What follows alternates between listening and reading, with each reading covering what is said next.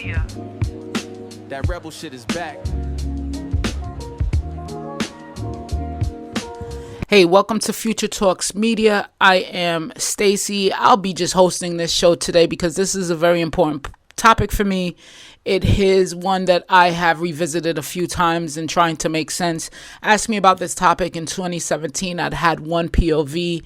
Now, as I gotten older, I kind of see different perspectives and understand what we're all in this game of life to do.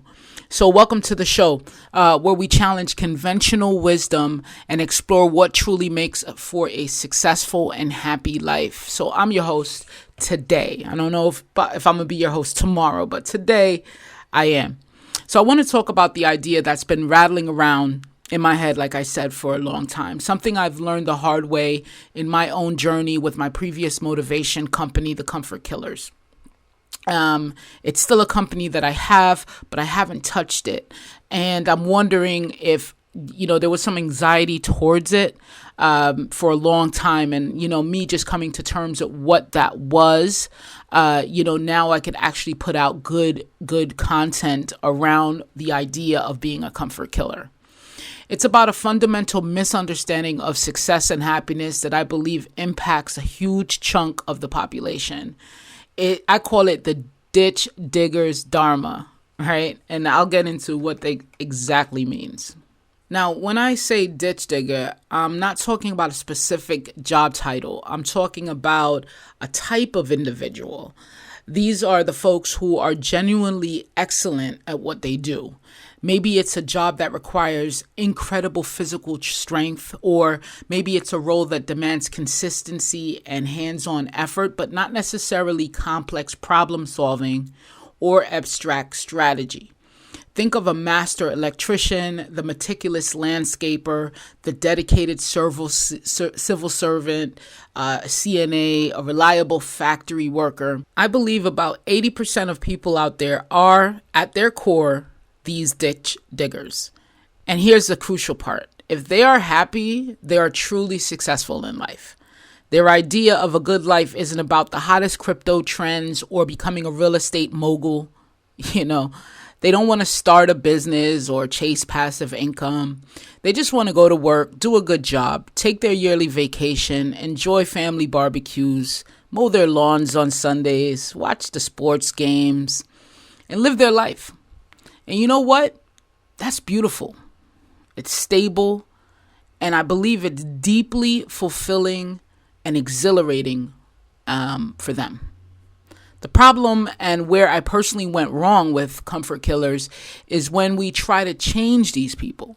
We try to elevate their life experience by turning them into entrepreneurs or forcing them to see the light of ambition. I tried to do this because I never understood that the world absolutely needs stability. And these ditch diggers provide that stability. They are the bedrock of society. But then we have another scenario, one that creates immense frustration and often failure. This is when the creative, ambitious, or highly competitive person goes into ditch digging positions.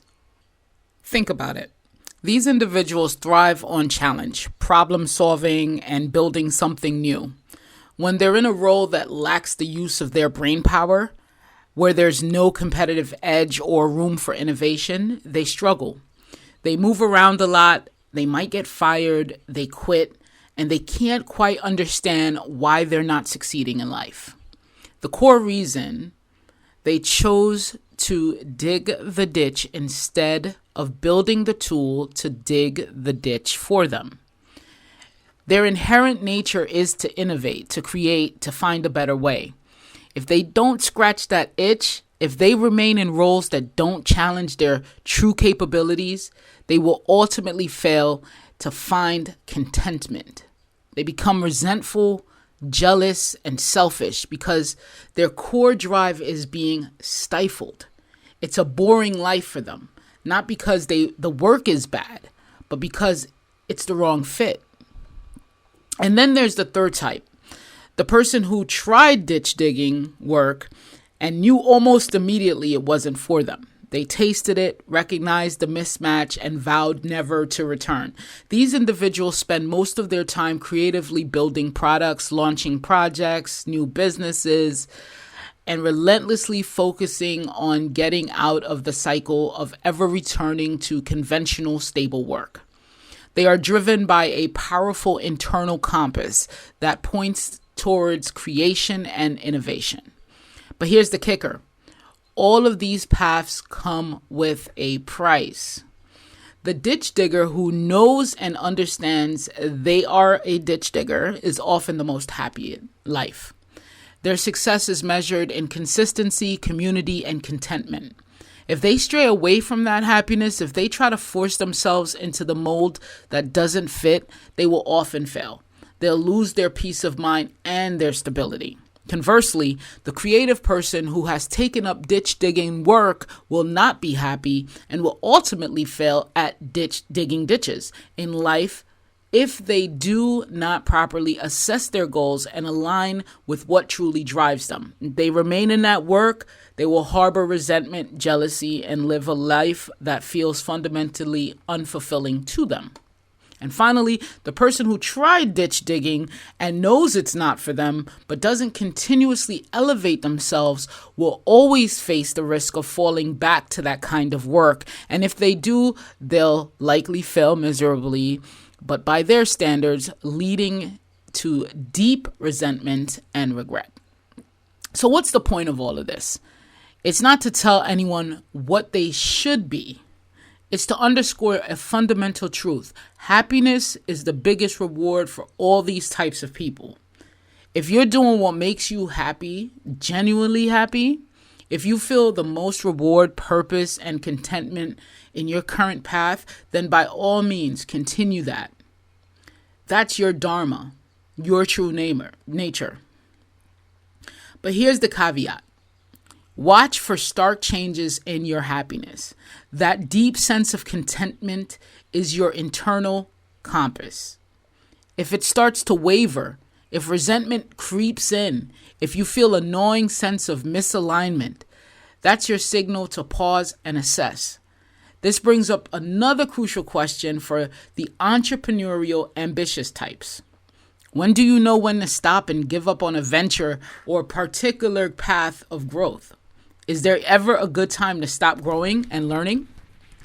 I don't believe the answer is to stop growing or learning. Rather, it's about discerning what kind of growth and learning is aligned with your true nature. For the entrepreneur, giving up on a specific company that isn't working doesn't mean giving up on their core drive to build. But for some, the relentless pursuit of entrepreneurial success can become a trap if it continually leads to unhappiness. Sometimes the most courageous act is to pivot, not necessarily to ditch digging, but to a different form of creation or contribution that truly sparks joy. For the ditch digger, their growth might be in mastering their craft, becoming a respected leader in their field, or deepening their community connections. It's not about climbing a corporate ladder they don't care about.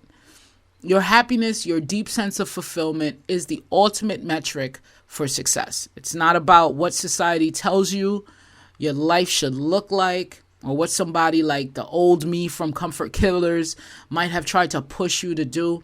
It's about an honest self-assessment and having the courage to align your life with your authentic self.